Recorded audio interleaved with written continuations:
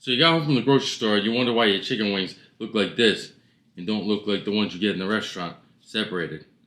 Well, you're in luck, because not only did you save about $2 a pound by butchering them yourself, but I'm going to show you exactly how to do it, and it's very quick, very easy.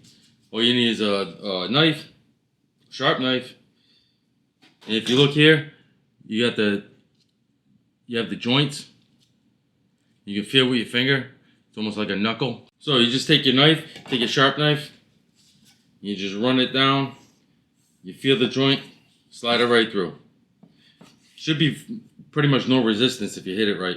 And then the tips, I just put them in another bowl and I discard them. If you're making a stock, you use them in a stock. Other than that, really not much use. You can lay them down flat, do them down flat like that. If you want, you just put the knife right in the middle.